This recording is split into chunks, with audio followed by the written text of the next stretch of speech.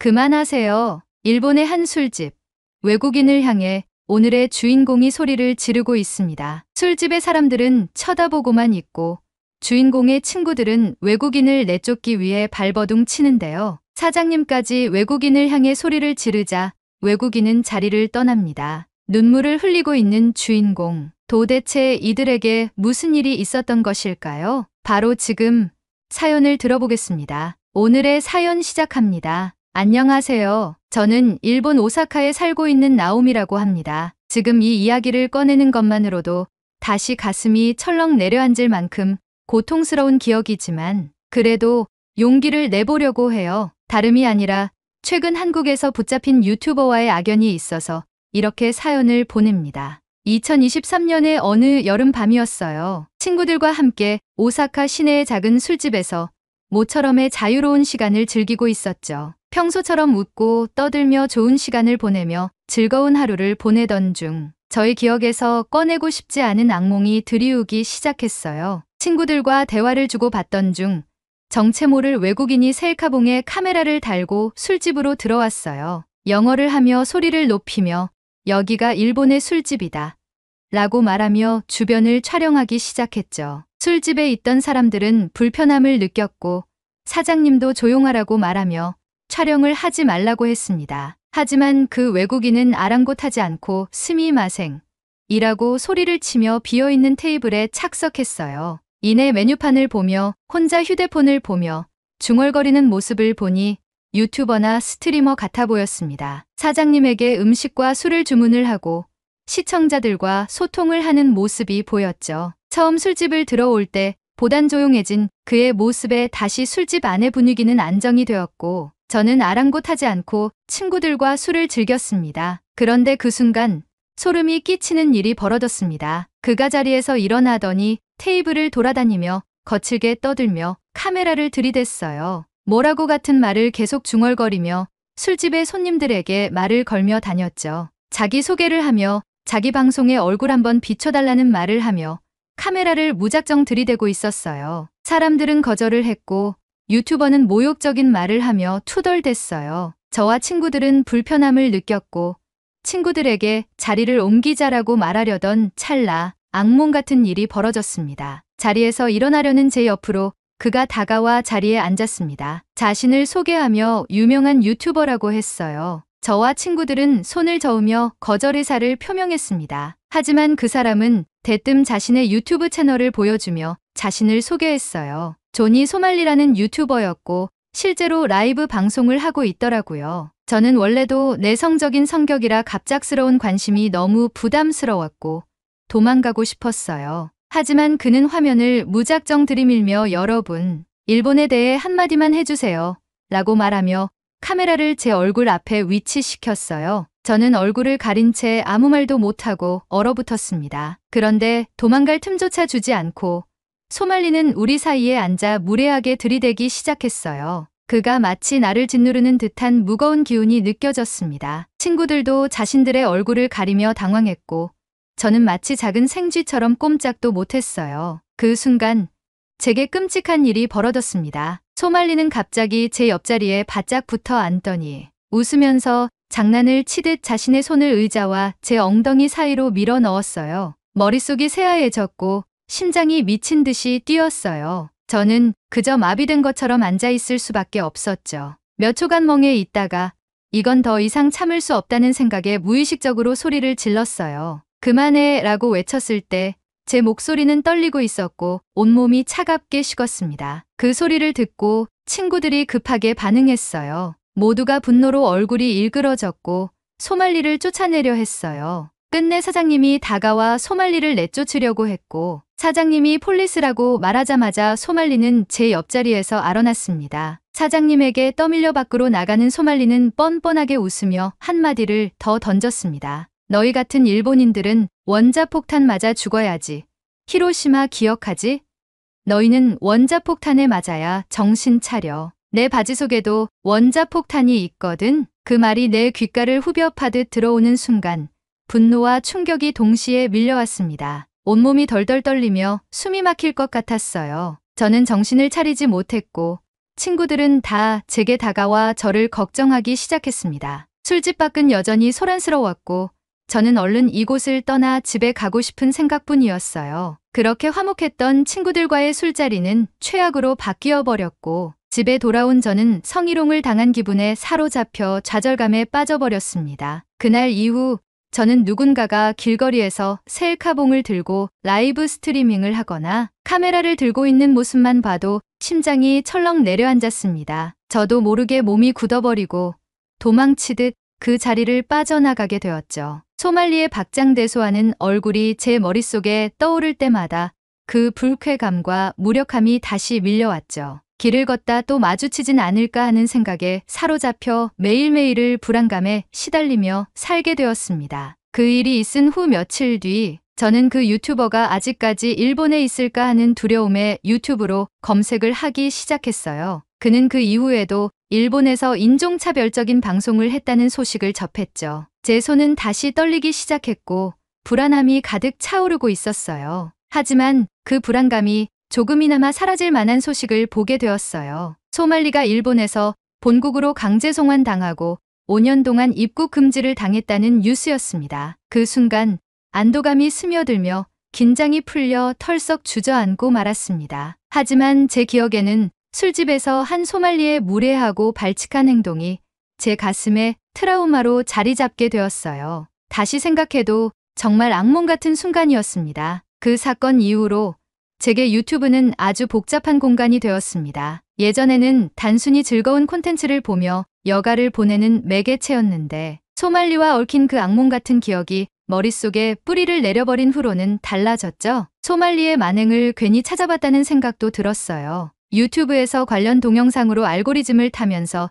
제 피드에 소말리의 얼굴이 뜰 때마다 심장이 쿵 내려앉고 손끝이 얼어붙는 듯한 불안감이 밀려왔어요. 이미 소말리는 일본뿐만 아니라 태국과 이스라엘에서 성희롱을 일삼고 인종차별적인 발언을 하며 다툼까지 벌인 전과가 있더라고요. 해외 네티즌들은 그 모습이 부적절하다고 소말리를 향해 쓴소리를 뱉고 있었어요. 소말리와 얽힌 그 끔찍한 기억이 제 머릿속에서 쉽게 지워지지 않으니 매번 유튜브를 켤 때마다 긴장부터 되었죠. 그래서 유튜브를 켜는 일이 점점 조심스러워졌었어요. 누군가는 그럼 아예 유튜브를 안 보면 되지 않느냐라고 말할 수도 있겠지만 그렇다고 유튜브를 완전히 끊을 수는 없었어요. 요즘 세상에 유튜브 없이 생활한다는 건 상상하기 어렵잖아요. 특히 저에게 유튜브는 단순한 영상 플랫폼 그 이상이거든요. 저와 같은 일본의 젊은 세대들은 드라마, 영화, 뉴스, 요즘 뜨는 트렌드와 이슈까지 모두 유튜브로 접하고 있어요.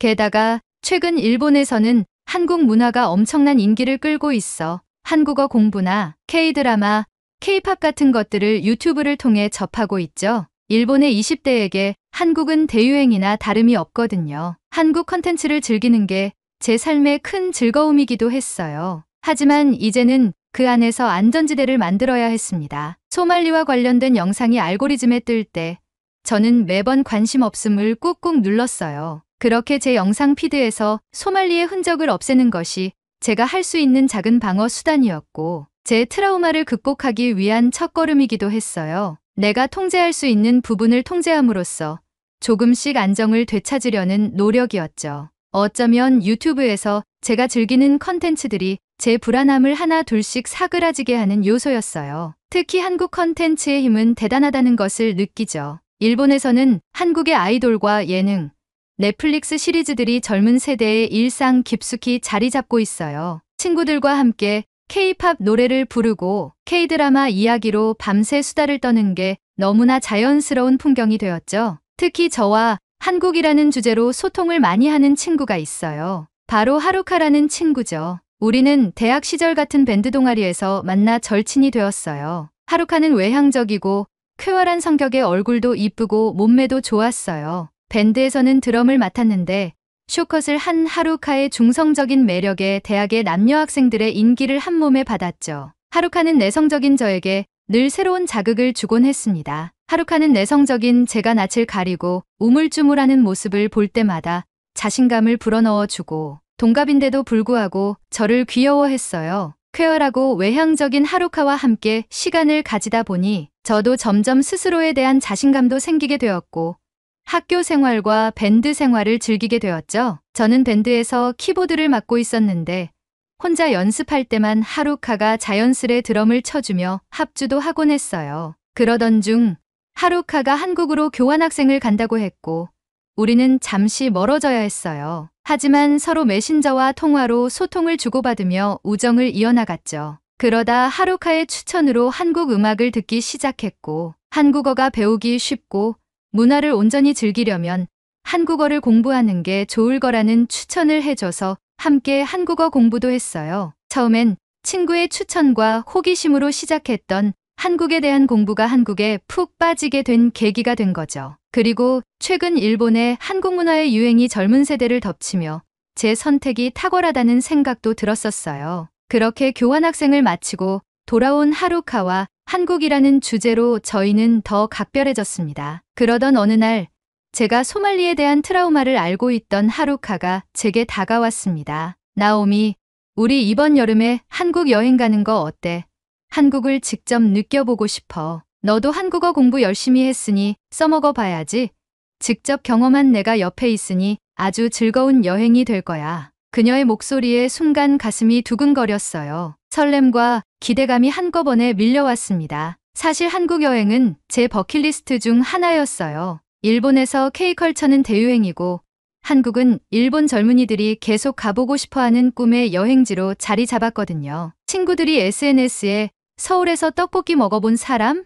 인천공항 진짜 미쳤다던데 한국인 너무 잘생김 이런 이야기들로 가득 채운 게시글을 볼 때마다 나도 언젠가 꼭 가보리라 다짐했거든요. 그런데 이번에는 제 차례가 된 겁니다. 한국어를 배우기 위해 독학을 했던 저에게 드디어 그 실력을 뽐낼 기회가 오게 된 거죠. 그래, 가자, 한국. 저는 결심했어요. 가서 진짜 한국어로 소통해보고 진짜 한국의 길거리를 걸어보고 싶었어요. 친구들과 함께 K-팝 성지순례를 떠나고 한국의 전통시장과 맛있는 음식점에 들러 맛있는 한국 음식도 먹어보고 밤에는 화려한 서울의 야경을 감상할 생각에 마음이 두근거렸습니다. 이 여행은 단순한 여행 이상의 의미가 있었어요. 주변 친구들도 분명 제가 한국에 다녀오면 부러워할 것이 뻔했죠. 나오미, 드디어 진짜 K컬처를 체험했구나 라며 부러워할 그 모습들이 벌써부터 눈앞에 그려졌습니다. 그리하여 저는 즐겁고 설레는 마음으로 한국 여행 준비를 시작했습니다. 한국 여행은 정말 꿈만 같았어요. 하루카와 함께 설레는 마음으로 공항에 도착했을 때부터 모든 게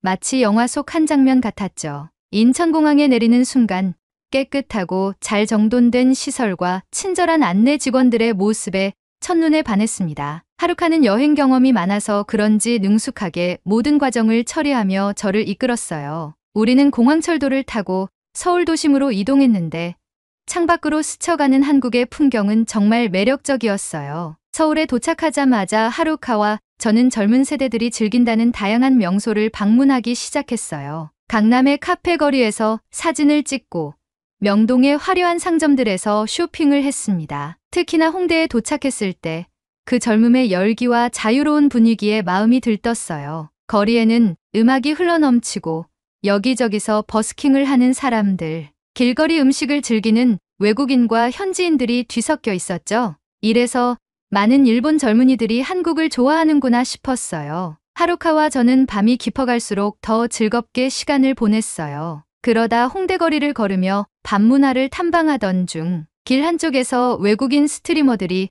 라이브 방송을 하고 있는 현장을 보게 됐습니다. 셀카봉을 들고 웃으며 화면 속 시청자들에게 무언가를 설명하던 그들의 모습이 순간 소말리를 떠올리게 만들었어요. 온몸이 굳어지고 심장이 미친 듯이 뛰기 시작했죠. 불안감이 솟구쳐 하루카의 팔을 꽉 잡고는 빨리 저기서 벗어나자며 다급히 자리를 피했습니다. 그렇게 길을 벗어나려던 순간 갑자기 뒤에서 큰 소리로 외치는 고성이 들려왔어요. 놀란 마음에 뒤를 돌아보니 한 외국인이 땅바닥에 쓰러져 있었고 그의 옆에 있는 한국인 남성이 쓰러진 사람을 향해 화난 목소리로 고함을 치고 있었어요. 다른 외국인 스트리머가 급히 그 한국인을 막으려 애쓰고 있었죠. 그 혼란스러운 장면에 우리 둘 다 겁에 질렸습니다. 하루카는 겁에 질린 표정으로 저를 바라보며 말했어요. 나오미, 우리 얼른 여기서 벗어나자. 저는 그 말에 동의할 수밖에 없었고 뒤도 돌아보지 않고 그 자리를 서둘러 빠져나왔습니다. 달리는 듯 걸어가면서 하루카와 얘기했어요. 한국은 치안이 좋다고 들었는데 이런 장면을 보니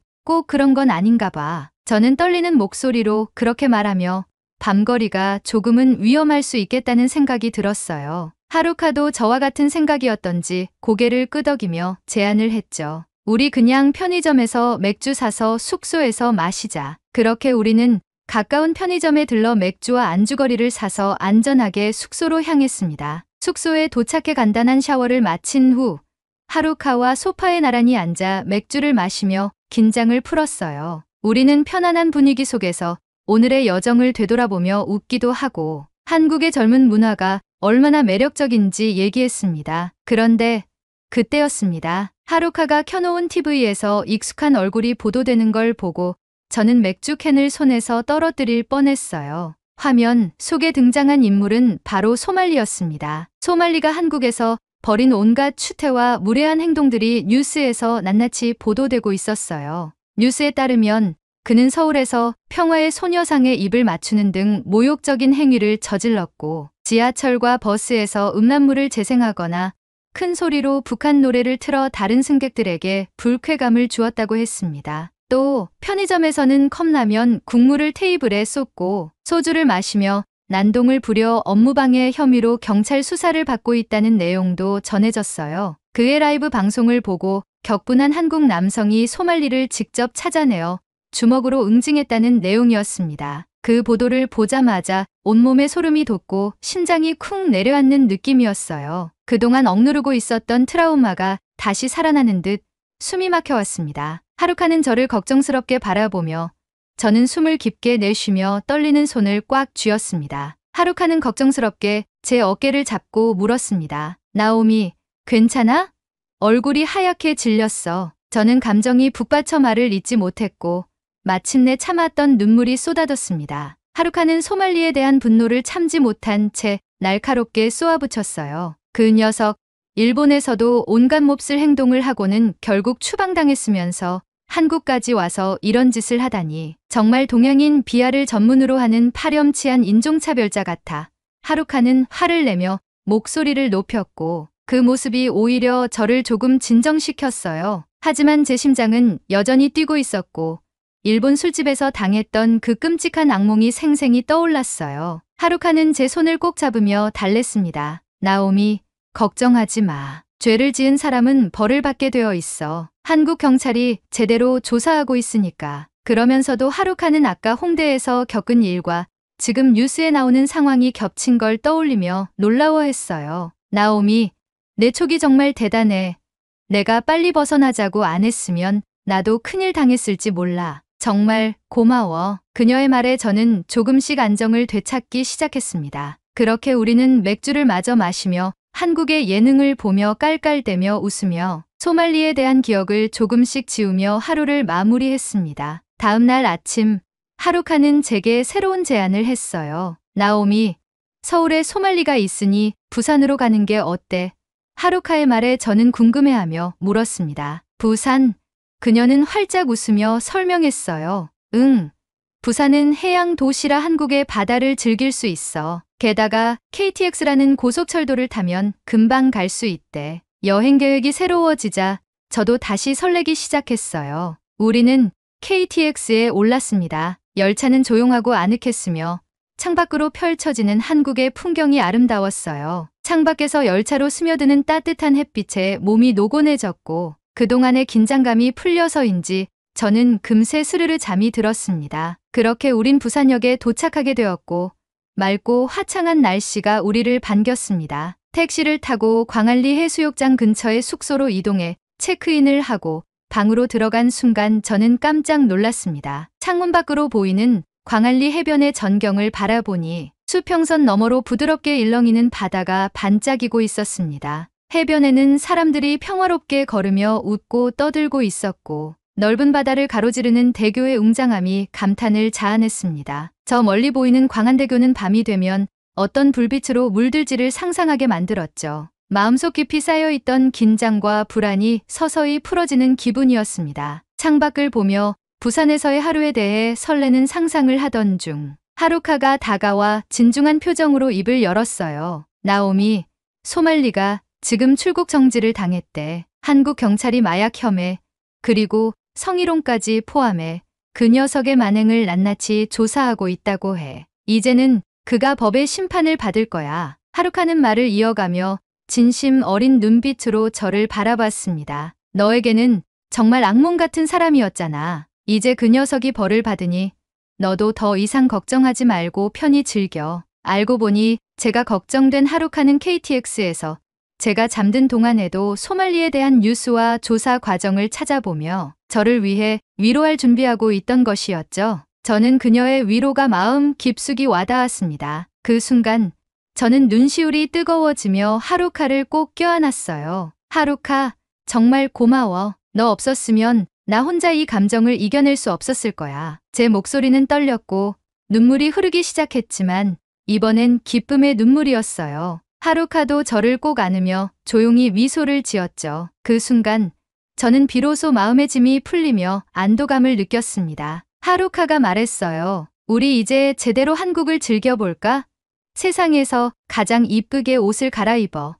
나가자. 저는 기쁨의 눈물을 닦으며 그녀에게 고개를 끄덕였고 옷을 갈아입고 숙소를 나섰습니다. 이제는 정말로 부산을 즐길 시간이 된 거죠. 시원한 바닷바람이 뺨을 스치고 저녁 노을이 서서히 하늘을 물들일 때쯤 우리는 광안리 해변을 따라 천천히 걸었습니다. 하루카와 저는 모래 위에 맨발로 서서 파도가 살짝 발끝을 적실 때마다 깔깔대며 웃었죠. 바다 냄새를 맡으며 깊은 숨을 들이쉴 때마다 마음이 한결 편안해졌습니다. 해변 근처의 해산물 레스토랑에서는 싱싱한 회와 해물탕을 맛보며 한국의 해양 요리가 얼마나 다채롭고 맛있는지 감탄했습니다. 하루카는 해산물을 먹으며 한국의 전통 음식을 먹어봤던 이야기를 꺼내 웃음꽃을 피웠고 저도 함께 여행 온 기쁨을 만끽하며 마음껏 웃었어요. 우리는 서로의 사진을 찍으며 해변의 추억을 담고 푸른 하늘과 바다를 배경으로 한 컷 한 컷 소중한 순간을 남겼습니다. 늦은 밤에도 광안리 해변은 주변의 건물의 불빛들로 밝게 빛나고 있었고 광안대교에서 반짝이는 불빛들이 낭만을 불러 일으켰어요. 저는 광안대교를 배경으로 하루카를 찍어주다가 그녀에게 말을 걸었어요. 하루카, 고마워. 내가 제안한 한국 여행이 나의 슬픈 기억을 지워줬어. 내 걱정을 하느라 어제부터 계속 신경 써준 마음도 너무 고마워. 제 말을 들은 하루카는 머리 위로 크게 하트를 그리며 제게 말했어요. 나오미, 난 너의 친구야. 이 정도는 아무것도 아니지.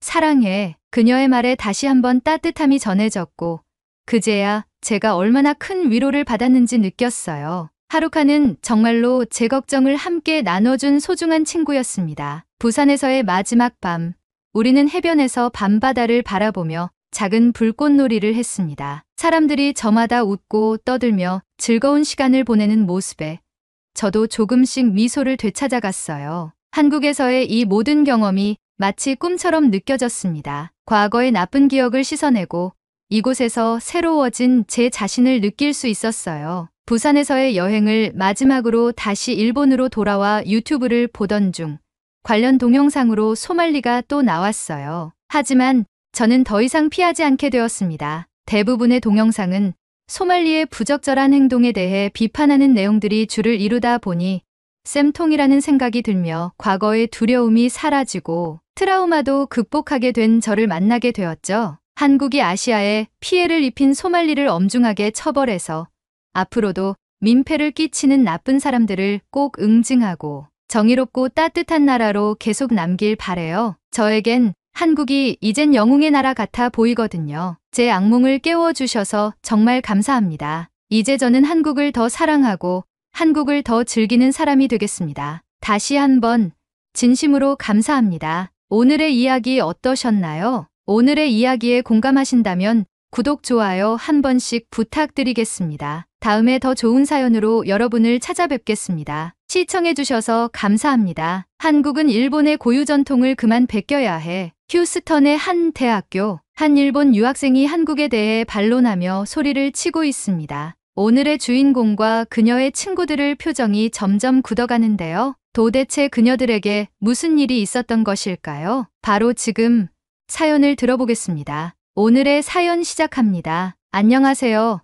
저는 노라라고 해요. 저는 미국 텍사스주 휴스턴에서 현재 대학을 다니고 있는 평범한 학생이에요. 요즘 제가 푹 빠져 있는 한국의 문화가 있는데 이 문화에 대한 웃지 못할 해프닝이 있어서 이렇게 사연을 보내봅니다.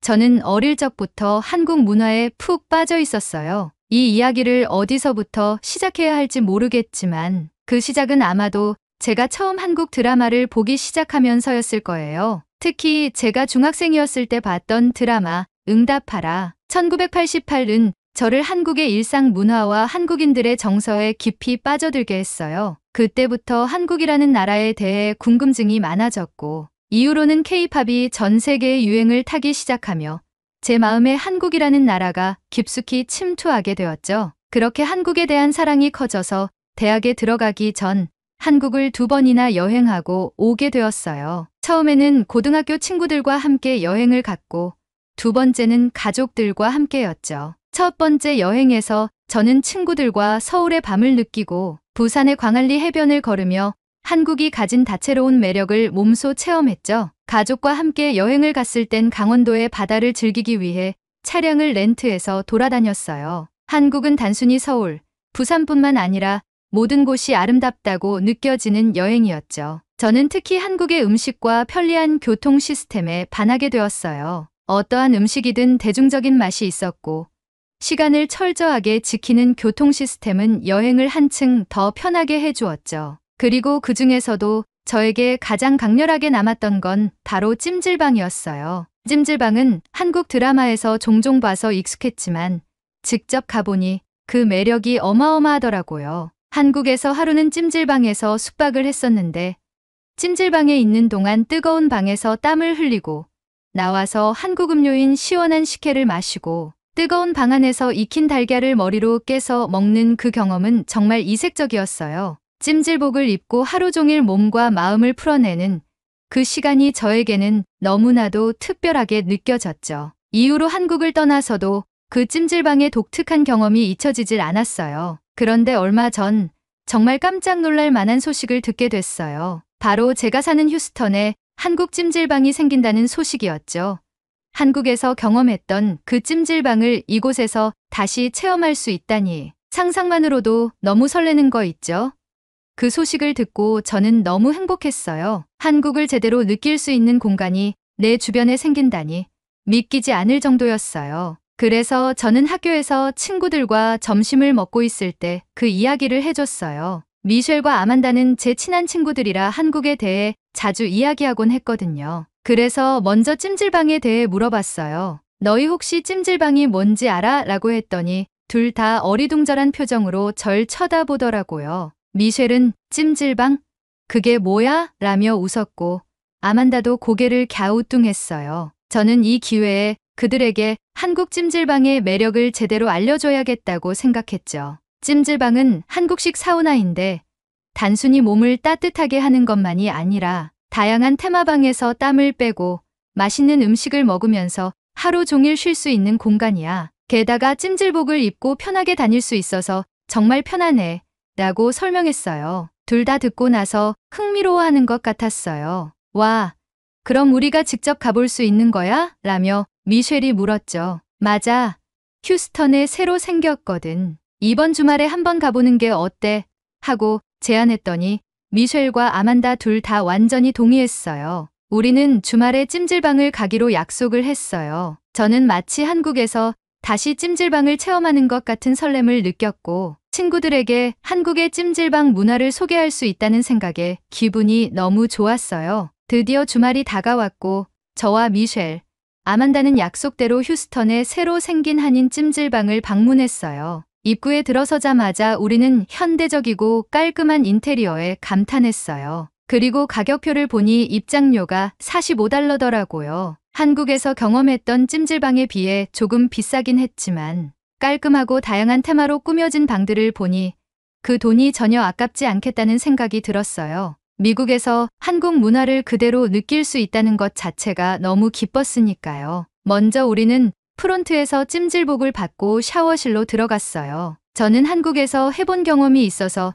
자연스럽게 행동했지만 처음인 미셸과 아만다는 다소 어색해 보였어요. 그래도 샤워를 끝내고 찜질복으로 갈아입으니 다들 편안한 분위기로 바뀌었죠. 찜질복이 정말 편한 옷이잖아요. 이거 진짜 편한데? 그냥 집에서 입고 싶다 라며 미셸이 웃었고 아만다도 찜질복을 입은 채 거울을 보며 즐거워했어요. 이제 본격적으로 찜질을 시작할 차례였어요. 저는 두 친구에게 다양한 테마방을 소개해주고 싶었어요. 제일 먼저 우리는 불가마라는 방에 들어가기로 했죠. 불가마는 뜨거운 열기로 몸의 독소를 빼는 방인데 저는 한국에서 경험한 적이 있어 익숙했어요. 방에 들어가자마자 그 뜨거운 열기가 확 느껴졌어요. 땀이 금방 맺히기 시작했고 저는 이 뜨거운 열기에 몸을 맡기며 기분 좋게 땀을 빼기 시작했어요. 그런데 미셸과 아만다는 상황이 달랐어요. 미셸은 눈이 휘둥그레지면서 이거 너무 뜨거운데? 라고 말했고 아만다는 얼굴을 찡그리며 나 못 버티겠어 라고 외치더니 결국 둘 다 견디지 못하고 방을 나가버렸어요. 저는 그 모습을 보고 한참 웃었어요. 아니, 불가마는 원래 뜨거운 방이야.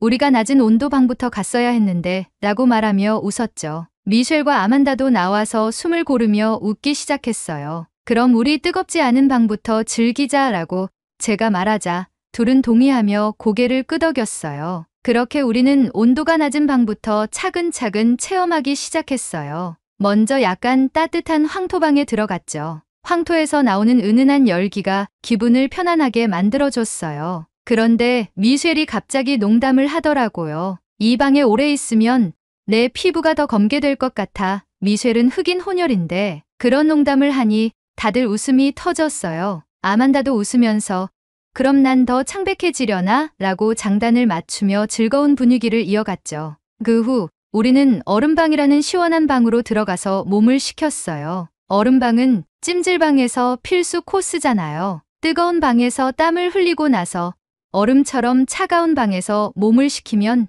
그 상쾌함이 말로 표현할 수 없죠. 시원한 공기가 우리 몸을 감싸자 다들 와, 진짜 시원하다며 감탄했어요. 그런데 그때 미셸이 갑자기 결심한 듯한 표정으로 말했어요. 나 불가마에 다시 도전해볼래 라고요. 저와 아만다는 깜짝 놀랐지만 미셸이 그렇게 의욕적으로 말하니 다시 불가마로 가기로 했어요. 이번엔 미셸이 진지한 표정으로 불가마에 들어갔어요. 아만다도 따라 들어오면서 이번엔 좀 버텨보겠다고 했죠. 우리는 다시 뜨거운 불가마 안에 앉았어요. 처음엔 괜찮았지만 점점 온도가 느껴지기 시작하면서 미셸과 아만다의 얼굴이 점점 빨개졌어요. 둘 다 눈을 질끈 감고 버티는 모습이 너무 웃겨서 저는 참지 못하고 웃음을 터뜨렸어요. 그 순간 너무 웃긴 나머지 저는 휴대폰을 꺼내 그 장면을 영상으로 촬영했어요. 이건 절대 못 잊을 거야 라고 말하며 영상을 찍었고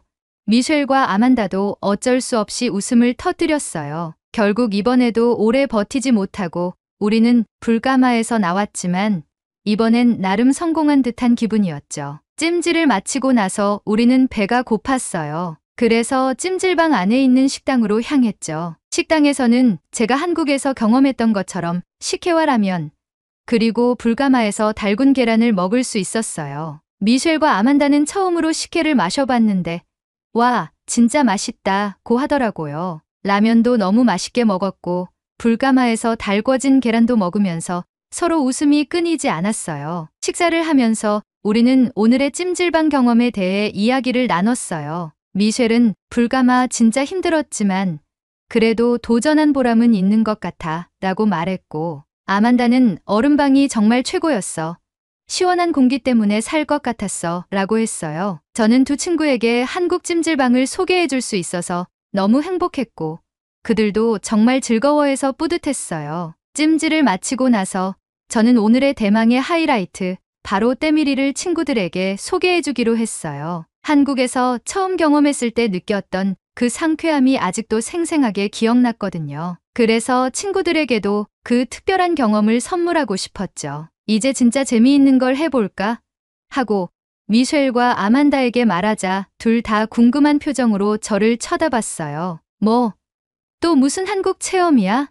미셸이 웃으며 물었죠. 저는 우리가 묵은 때를 벗겨낼 시간이지 라며 목욕탕으로 가자고 했어요. 때밀이의 신세계를 보여줄 순간이 온 거죠. 하지만 미셸과 아만다는 조금 망설이는 눈치였어요. 헐벗고 같이 목욕탕에 간다는 게 좀 부끄럽지 않아? 라고 아만다가 말했어요. 미셸도 우리 다 같이 그냥 옷을 벗고 라며 어색해했죠. 하지만 저는 자신 있게 웃으며 말했어요. 걱정 마. 한국에선 이게 너무 자연스러운 거야.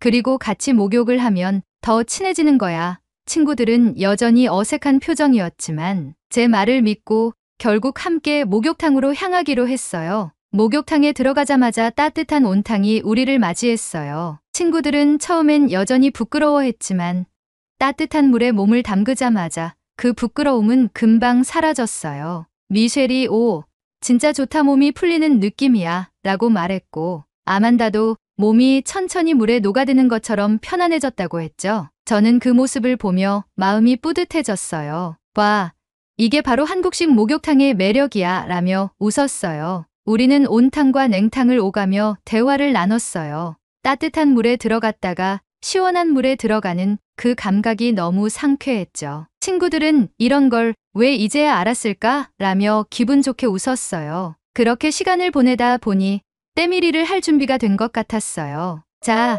이제 우리는 다시 태어날 준비를 해보자 라며 새신장으로 친구들을 데리고 갔어요. 새신장은 때밀이를 할 수 있는 공간으로 전신 각질 제거를 해주는 곳이에요. 친구들이 물었죠. 이게 뭐 하는 데야? 저는 웃으며 설명했어요. 이곳은 몸의 각질을 제거해주는 곳이야. 말하자면 전신 피부 케어 마사지랄까?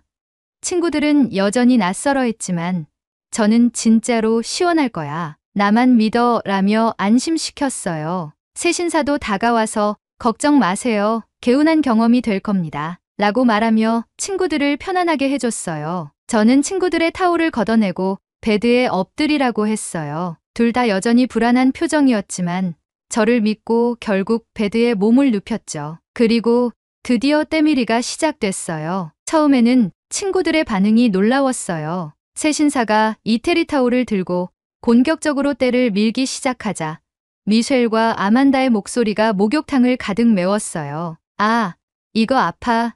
내 피부가 벗겨지는 것 같아 라며 둘 다 격렬한 반응을 보였죠. 저는 그 모습을 보고 배를 잡고 웃었어요. 그들의 곡소리가 여기까지 들리니 정말 재미있었거든요. 하지만 곧 새신사가 그들에게 보여준 각질 덩어리를 보고 나서 두 친구는 신기한 표정으로 변했어요. 와, 이게 다 내 몸에서 나온 거야? 미셸이 놀라며 말했고 아만다도 이렇게 때가 많았다니 믿기지 않아 라고 했죠. 그렇게 한바탕 웃으며 때밀이가 완료됐어요. 시간이 지나면서 친구들도 점점 적응해갔고 마지막에는 시원하다고 말했어요. 세신을 마치고 나니 몸이 훨씬 가벼워진 느낌이었어요. 마지막으로 우리는 샤워를 하고 라커룸으로 이동했죠. 몸이 가뿐해지니 자연스럽게 표정들도 밝아졌어요. 미셸이 이거 진짜로 시원하다.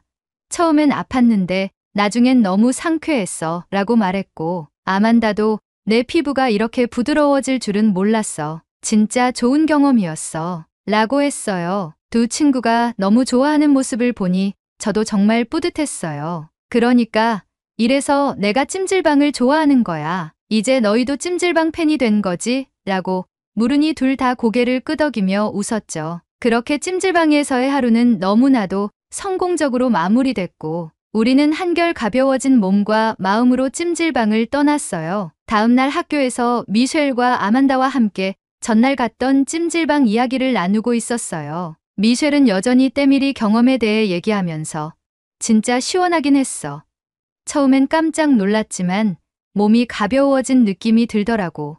라고 웃었고 아만다도 동의하며 한국 문화에 이렇게 깊이 빠질 줄은 몰랐어. 다음에 또 가자 라고 말했어요. 다들 찜질방의 매력에 완전히 빠져들었죠. 그런데 그때 아야카가 우리 쪽으로 다가오더니 뜻밖의 이야기를 꺼냈어요. 아야카는 일본에서 온 유학생 친구인데 그녀가 대뜸 이렇게 말했죠. 사실 한국의 찜질방 문화는 일본의 온천 문화에서 유래된 거야. 일본은 아주 오래전부터 목욕 문화를 이어왔고 일본식 사우나를 한국이 가져가서 찜질방으로 발전시킨 거라고. 한국은 일본의 고유 전통을 그만 베껴야 해. 아야카의 말을 듣고 우리의 머릿속에는 물음표로 가득해졌어요. 아야카는 이어서 일본식 사우나가 원래는 한국 찜질방의 원조라고 할 수 있어. 한국이 우리 문화를 변형해서 만든 거야. 그리고 한국의 때밀이 문화는 솔직히 일본에서 납득할 수 없는 더러운 문화야. 라고 말했어요. 순간 제 기분이 묘하게 언짢아졌어요.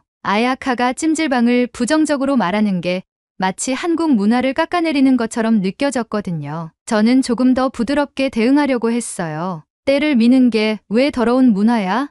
일본은 그렇지 않아. 그러자 아야카는 말했어요. 일본은 다 같이 따뜻한 온천욕을 즐기고 따뜻한 사우나를 즐기면서 몸을 녹이는 작용을 하는 문화야. 각질을 벗기거나 온천물을 더럽히는 행위는 금지시 되어 있지. 일본은 온천물을 신성시하거든. 저는 말했어요. 그렇구나. 일본에도 정말 오래된 목욕 문화가 있다는 건 알고 있었어. 그런데 혹시 이 근처에 일본식 사우나를 즐길 수 있는 곳이 있니? 일본식 사우나를 즐겨보며 한국식 찜질방과 비교해보고 싶은데 라고 물었어요. 아야카는 잠시 생각하더니 휴스턴에는 없지만 일본에 가면 전통 온천을 즐길 수 있어 라고 답했어요. 저는 그 말을 듣고 미소를 지으며 제안했어요. 그럼 휴스턴에는 일본식 사우나가 없으니까 한국식 찜질방에 한번 가보는 건 어때? 내가 말한 대로 일본 문화가 어떻게 변형된 건지 직접 체험해보면 좋잖아. 아야카는 잠시 고민하더니 그래, 한국이 일본 문화를 어떻게 변형했는지 나도 궁금하니까 한번 가볼게 라고 대답했어요. 그렇게 우리는 날을 잡고 둘이서 찜질방을 가기로 했어요. 저는 아야카가 한국의 찜질방이 충분히 그녀에게도 새로운 경험을 선사할 것이라고 확신했어요. 주말이 되자 드디어 아야카와 찜질방에 가기로 한 날이 다가왔어요. 저는 휴스턴에 새로 생긴 한국 찜질방 앞에서 아야카를 기다리고 있었죠. 곧 아야카가 도착했고 우리는 함께 찜질방에 들어가게 되었어요. 그런데 들어가자마자 깜짝 놀랄 일이 벌어졌습니다. 고등학교 때 친했던 친구 수진이 한국 친구들과 함께 카운터에서 계산을 하고 있었거든요. 저는 너무 반가운 마음에 수진에게 달려가 인사를 했어요. 수진아, 여기서 널 다 보다니. 수진도 저를 보자마자 밝게 웃으며 노라, 오랜만이야 라고 인사를 건넸어요. 우리는 서로 포옹하며 반가움을 나눴고 저는 아야카를 소개했어요. 이 친구는 아야카야. 일본에서 온 친구인데 오늘 같이 찜질방을 경험하러 왔어. 수진과 아야카는 인사를 나눴고 저는 둘에게 같이 찜질방을 즐기자고 제안했죠. 수진과 아야카 모두 좋다고 했고 우리는 함께 라커룸으로 이동했어요. 라커룸에서 찜질복으로 갈아입는 동안 저는 수진과 수진의 친구들을 슬쩍 살폈어요. 그들은 한국인이어서 그런지 자연스럽게 찜질복을 입으며 이야기꽃을 피우고 있었지만 아야카는 살짝 어색해하는 모습이었어요. 일본에는 이런 찜질복을 입고 들어가는 문화가 없으니 그녀에게는 익숙하지 않은 경험이겠죠. 찜질방으로 들어가자 수진이 갑자기 저에게 잠깐 기다려봐 라고 말하며 수건을 꺼내더니 뭔가를 접기 시작했어요. 저는 바로 알아챘죠. 그건 한국 찜질방에서 사람들이 자주 쓰는 양머리 수건이었어요. 한국에서 찜질방을 다닐 때 양머리 수건을 쓴 사람들이 많았거든요. 그때의 추억이 새록새록 떠올랐습니다. 수지는 양머리를 만들더니 저와 아야카에게도 하나씩 건네주었어요. 아야카는 처음엔 어리둥절한 표정이었지만 고마워라며 수진에게 감사 인사를 했습니다. 찜질방에 본격적으로 들어가 우리는 온도가 낮은 황토방에 들어갔어요. 처음에는 다들 자연스럽게 가마 안에 들어갔지만 아야카는 용기 있게 들어오더니 불과 1분도 채 버티지 못하고 바로 나가버렸어요. 저는 아야카가 그렇게 빨리 나가버린 걸 보고 살짝 의아했죠. 수진과 친구들도 왜 이렇게 빨리 나갔지? 라고 의아해했어요. 그때 제가 수진에게 말했죠. 사실 아야카가 일본 사우나가 한국 찜질방의 기원이라고 하더라고. 그래서 찜질방이 익숙할 줄 알았는데 여기선 좀 힘든가 봐. 그러자 수진이 진지한 표정으로 대답했어요. 그게 무슨 소리야? 찜질방 문화는 한국에서 처음 생긴 거야. 한국의 전통적인 온돌 난방에서 유래된 건데 온돌로 방을 따뜻하게 데우면서 몸에 노폐물을 배출하는 데서 차간의 찜질방이 발전한 거지. 한국의 목욕 문화는 청결과 힐링을 목표로 하는 전통적인 목욕 문화야. 일본의 목욕 문화는 뜨거운 물에 몸을 담가 따뜻하게 데우는 게 주 목적이지. 찜질방과는 완전히 달라. 수진의 말을 듣고 저는 그러면 그렇지라고 생각했어요. 한국 찜질방이 단순히 일본 목욕 문화를 변형한 것이 아니라 한국의 독자적인 목욕 문화로 발전한 것이 맞다고 생각하고 있었거든요. 찜질방 밖으로 나가서 저는 아야카에게 다가가 이 이야기를 전했어요. 그러자 아야카는 여전히 일본도 사우나에서 땀으로 노폐물을 배출해. 그래서 온천 문화와 찜질방이 비슷하다고 생각해. 한국이 일본을 본따서 만든 것 같아 라고 주장했어요. 그때 수진이 진지한 목소리로 다시 말했죠. 아야카, 사실 온천 문화는 전 세계적으로 각 나라의 기후와 환경에 맞게 발전한 거야. 화산 활동이 있었던 나라는 당연히 온천 문화가 발전할 수밖에 없었고, 일본의 온천은 그 지역 환경에 맞게 발전해 온 거지. 하지만 한국의 찜질방은 한국 고유의 온돌 난방을 바탕으로 발전한 전통 방식이야. 한국과 일본의 목욕 문화는 완전히 다른 목적과 방식에서 비롯된 거라서 각각의 문화를 존중하며 별개로 보는 게 맞다고 생각해. 아야카는 잠시 주춤했지만 수진의 논리적인 설명에 이해가 가는 듯 했어요. 잠시 생각하더니 그럼 너희 말이 맞는 것 같아. 찜질방과 일본식 온천이 다르다는 걸 인정해야겠네. 한국의 목욕 문화가 일본과 얼마나 다른지 이번 기회에 경험해 볼게. 라고 말했어요. 저는 그 말을 듣고 안도했어요. 한국 찜질방의 매력을 아야카에게도 제대로 보여줄 수 있을 것 같았거든요.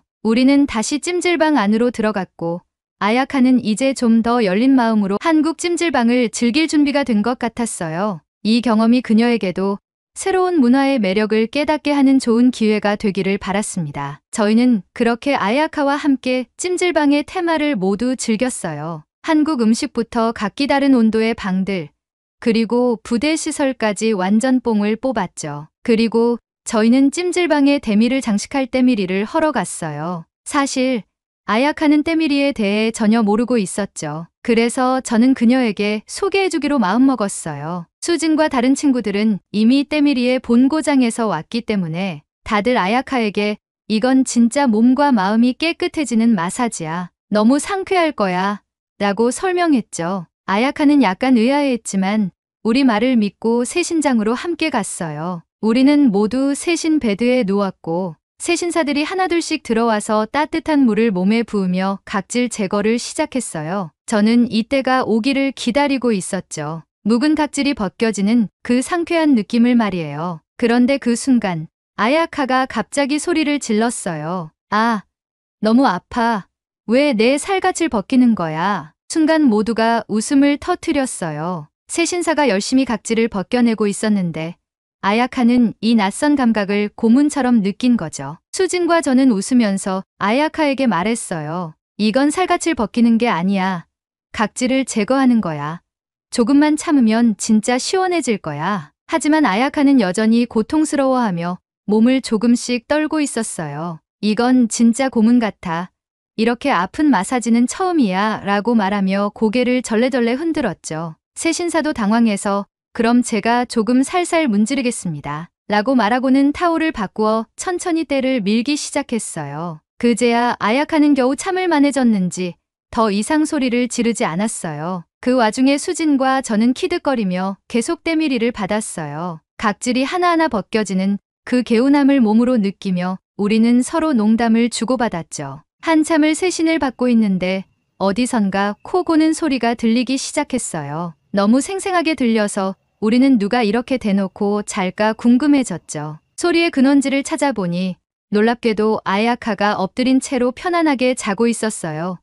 세신을 받으면서 고통스럽다고 하더니 어느새 편안해져서 잠이 든 거였죠. 그 모습을 본 수진과 저는 빵 터져서 배를 잡고 웃기 시작했어요. 아야카, 아까는 고문이라고 하더니 지금은 천국에 온 것 같네 라고 수진이 웃으며 말했죠. 그런데 그때 세신사가 마지막으로 차가운 물을 아야카의 몸에 부었어요. 아야카는 깜짝 놀라며 번쩍 눈을 뜨고 벌떡 일어났어요. 으악!